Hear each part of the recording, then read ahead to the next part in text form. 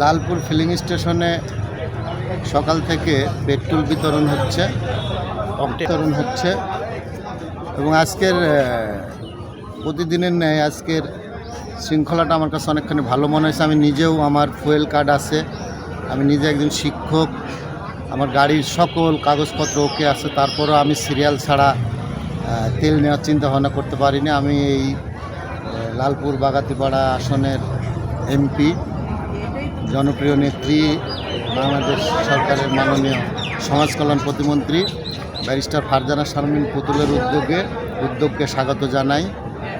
এইভাবে তেল বিতরণ করলে দুষ্কৃতিকারী যারা আসলে তেল সিন্ডিকেটের সাথে জড়িত তারা খুব একটা সুবিধা করতে পারবে না। হ্যাঁ, আজকের পরিবেশটা অনেক সুন্দর, সুষ্ঠুভাবে তেল দিচ্ছে সিরিয়াল বাই সিরিয়াল। আজকে কোনো ইয়া নেই, আজকে ভালো লাগছে। আজকে লালপুর ফিলিং স্টেশনের তেল দেওয়ার সিস্টেমটা এবং প্রশাসনের ভূমিকা আজকে শতভাগ সুন্দর ছিল। এতে তেল দিয়ে এবং আজকে আমাদের যে ফুয়েল কার্ড অনলাইনে যে সরকার যে আবেদনটা করছে, এটা দিয়ে আমরা স্বতঃস্ফূর্তভাবে তেল নিতে পারছি, যেটা অত্যন্ত ভালো। অন্য বিগত দিনের চেয়ে 100% সুন্দর এবং নিয়ম শৃঙ্খলা মেনে আজকে তেল দিচ্ছে, যেটা অত্যন্ত প্রশংসনীয়। এই জন্য লালপুর প্রশাসনকে 100 বার আমাদের গ্রামবাসীর পক্ষ থেকে বা আমাদের লালপুর উপজেলার পক্ষ থেকে প্রশাসনকে ধন্যবাদ জানাচ্ছি। এভাবে যদি সিরিয়াল মেনটেন করেই মানে তেলটা কন্টিনিউ মানে দেওয়ার ব্যবস্থা করে তাহলে খুবই ভালো হবে, তাহলে ভোগান্তিতে কম ভুগতে হবে সাধারণ জনগণের। ফারজানা শারমিন পুতুল আপাকে এটুকুই আমরা অনুরোধ করব, যাতে যারা সিরিয়াল মেনটেন করে তেল নেবে তাদের যাতে এখান থেকে আর কি তেলটা পায় সেই ব্যবস্থা করার জন্য। এটা সবারই পছন্দ, যদি এই নিয়মে রেগুলার চলে তাহলে আমার এখানকার নাম হবে, আমাদের মন্ত্রীর নাম হবে, কোনো বিশৃঙ্খলা নেই। আজকে তেল সিন্ডিকেটের কিছু দেখছেন আপনারা? তেল সিন্ডিকেট এখন পর্যন্ত হয় নাই। প্রশাসনের ভূমিকা কেমন লাগছে? প্রশাসনের ভূমিকা ভালো, আজকে এখন পর্যন্ত নিয়ন্ত্রণে আছে। সেখানে আজকে যাদের ফুয়েল কার্ড আছে তাদেরকে তেল দেওয়া হচ্ছে, আর যাদের কার্ড নাই তারা নির্বিধায় বাড়ি চলে যেতে হচ্ছে। এবং এখন পর্যন্ত যেটা লাইনে আছে হয়তো 120 বা 150টা গাড়ি হয়তো হবে না। এখনও যদি তাদের কার্ড আছে তারা যদি আসে তাহলে তেল পাবে। আজকে খুব সুন্দর সুষ্ঠুভাবে তেল দেওয়া হচ্ছে এবং এখানে সাংবাদিক আছে, পুলিশ আছে, সবাই আছে, সবাই জনগণ সবাই বলছে যে এরকমভাবে যদি অব্যাহত থাকে তাহলে লালপুরের নাটোর জেলার যাদের বাইক আছে তারা সবাই তেল পাবে ইনশাল্লাহ। আজকের পুলিশ প্রশাসন এবং এসিলেন্ট মহোদয়ের যে প্রশাসনিক যে ভূমিকা ছিল, এতে আমরা যারা পেট্রোল পাম্প মালিক এবং কর্মকর্তা যারা আছি, এরকম পরিবেশ থাকলে যে কোনো পেট্রোল পাম্পে তেল সরবরাহ করা সম্ভব। এই পরিবেশটা আমরা সবসময় চাই, যেন এই পরিবেশে আমরা এই প্রশাসনিক যে আজকের ভূমিকা, এই ভূমিকা যেন সর্বদাই থাকে, তাহলে আমরা পেট্রোল পাম্পের তেল জনগণের কাছে সরবরাহ করতে সুবিধা হবে। পরিবেশ ভালো লাগলো আমার ব্যক্তিগত জন্য, কারণ হ্যাঁ খুব ভালো পরিবেশে তেল দিচ্ছে মারাবার নেই। কিন্তু পুলিশের ভূমিকা কেমন আজকে? ভালো। আগামীতে কেমন ছিল? আগের দিনে তো ছিল না। আমি এই লালপুর পেট্রোল পাম্পের আজ 17 বছর ধরে আমি প্রতিষ্ঠানে চাকরি করছি। আমি আসলে মহোদয় আমাকে 10,000 টাকা জরিমানা করেছে। কোর্ট কি অনুমোদন দিতে পারে তেল দেওয়ার? হচ্ছে সে একটা অনুমোদন নিয়ে আসছে। কার অনুমোদন? ওখানে সিগনেচার? এখন সিগনেচারটা আমি আসলে স্যারই বলতে পারবে, স্যারেক দেখাইছে, স্যারই বলতে পারবে কার অনুমোদন ছিল ওইটা। আচ্ছা, আপনার জরিমানার কারণটা কি? আমার জরিমানার কারণই ওই স্যারেক দেখাইছে। এসিলেন্ট মহোদয় কি আপনাকে লিমিট করে দিছিল যে আপনি কত টাকা তেল দিবেন?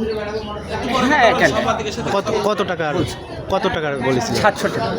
আপনি 1000 টাকা দিছিলেন? জি, এটা আমার ভুল হয়েছে। উনি অনুমোদন দেখানোর পরে তারপর আমি ওইটা দিচ্ছি। আপনার নাম? আমার নাম মিঠু। আজ সকাল থেকেই নাটোরের লালপুর ফিলিং স্টেশন এবং গোপালপুর সততা ফিলিং স্টেশন, এই দুই জায়গায় একটাতে ডিজেল দেওয়া হচ্ছে এবং এই লালপুর ফিলিং স্টেশন যেখানে আমি দাঁড়িয়ে আছি এখানে অকটেন প্রায় 4000 লিটার, যেটা সকাল থেকে আমাদের কার্যক্রম শুরু হয়েছে, খুব সকাল থেকে। তো কিছুটা বিশৃঙ্খলা করার চেষ্টা করলে কিছু মানুষ, তাদেরকে আমরা বিভিন্ন অনিয়ম করার কারণে বিভিন্ন মেয়াদে বিভিন্ন ইয়েতে জরিমানা করা হয়েছে অনেকেরই, যারা নিয়ম ভঙ্গ করেছে এবং নিয়মের ব্যত্যয় যারা ঘটানোর চেষ্টা করছে। আমি সকাল থেকে লালপুর থানার ওসি এখানে উপস্থিত ছিলেন, সহকারী কমিশনার ভূমি সহ আমরা আমাদের পুলিশ সদস্য রাত দিন এই পাম্পের তেলের বিষয়কে কেন্দ্র করে আমরা প্রচুর পরিমাণে পরিশ্রম করতেছি এবং শান্তি শৃঙ্খলভাবে জনগণ যাতে তেল নিতে পারে সেই জন্য আমরা সদা তৎপর আছি। আজকে এই পাম্প কর্তৃপক্ষের গাফলতির কারণে তাদেরকেও 10,000 টাকা অর্থদণ্ড জরিমানা করা হয়েছে এবং ফুয়েল কার্ড নাই, গাড়ির ড্রাইভিং লাইসেন্স নাই এবং সরকারি কাজে বাধা দান সহ বিভিন্ন অপরাধে আজকে প্রায় 11 জন ব্যক্তিকে জরিমানা করা হয়েছে এবং জরিমানার পরিমাণ প্রায় 39,000 সামথিং। তো এই তেলের পাম্পে শৃঙ্খলা ফেরানোর জন্য শৃঙ্খলভাবে সুশৃঙ্খল পরিবেশে যাতে তেল নিতে পারে, আমি সহ আমার অফিসার ফোর্স এসিল্যান্ড এবং ইওনো সাহেবও উনিও তদারকি করতেছেন। সব কিছু মিলে আমরা শান্তি শৃঙ্খল পরিবেশে যাতে জনগণ তেল নিতে পারে এর জন্য সর্বদা প্রচেষ্টা অব্যাহত রেখেছি এবং এ ব্যাপারে আমাদের ঊর্ধ্বতন কর্তৃপক্ষ সহ লালপুর বাগাতিপাড়ার গণপ্রজাতন্ত্রী বাংলাদেশ সরকারের সমাজ কল্যাণ মন্ত্রণালয়ের মাননীয় প্রতিমন্ত্রী মহোদয়, তারও নির্দেশনা আছে যে জনগণ যেন ভোগান্তির শিকার না হয় এবং কোনো ধরনের সিন্ডিকেট, অবৈধ লোকজন অন্যায় করে এখান থেকে অবৈধভাবে তেল নিতে না পারে এবং কোনো ধরনের বিশৃঙ্খলা যাতে করতে না পারে সেই জন্য আমরা সচেষ্ট আছি, আমরা পরিশ্রম করতেছি এবং কোনো ধরনের অন্যায় এখানে এসে জোর করে জবরদস্তি করে বা কোনোভাবে অনিয়ম করে কেউ এখান থেকে তেল নিবে বা তেল সিন্ডিকেট যেটাকে বলতেছেন এরকম আমরা হতে দিব না। এই ব্যাপারে আমরা তৎপর আছি এবং ভবিষ্যতে যারা এই ধরনের অনিয়ম করবে তাদের বিরুদ্ধে আমরা শক্ত এবং কঠোর অবস্থানে যাব। আমি সাধারণ জনগণের উদ্দেশ্যে বলতে চাই যে আপনারা শান্তি শৃঙ্খলভাবে নিয়ম শৃঙ্খলা মেনে আপনারা এখানে তেল নেবেন। যদি কোনো অনিয়ম হয় প্রশাসন এখানে সবসময় থাকতেছে, প্রশাসনের নজরে আনবেন, প্রশাসন 100% শতভাগ ব্যবস্থা নেবে।